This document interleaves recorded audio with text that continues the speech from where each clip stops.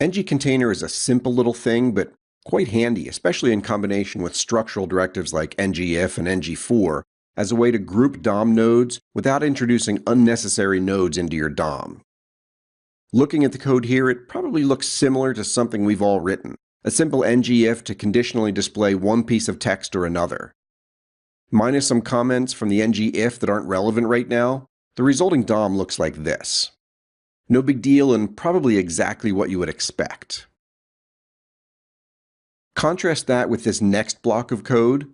Notice that we're using ngContainer instead of span, but that the two code samples are otherwise identical.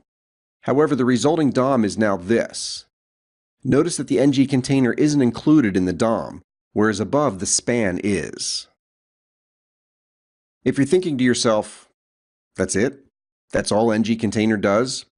You're not far off the mark. It's not a huge deal, but it does have some benefits, and knowing it's available means it's a tool in your tool belt which you can use when you come across a need. We'll use ngContainer frequently in the demos throughout the course. The primary reasons for using ngContainer are a cleaner DOM, not just because you may be OCD about it, but it also makes the DOM ever so slightly smaller, which is never a bad thing. And in my opinion, makes the DOM easier to read if you need to debug, and anything that helps with debugging is a good thing in my book. Avoiding potential problems with your CSS selectors if you use positionally sensitive selectors such as nth child. The extra DOM nodes could present a problem. Personally, I find this use case a little weak, but I won't discount the possibility of it being a problem.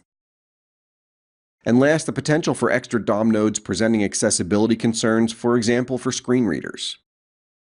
We're not going to jump over into my demo machine for ngContainer because it's really this simple. The code I showed 2 slides ago is all there is to it, and we'll see ngContainer used in later demos, so you'll see it multiple times.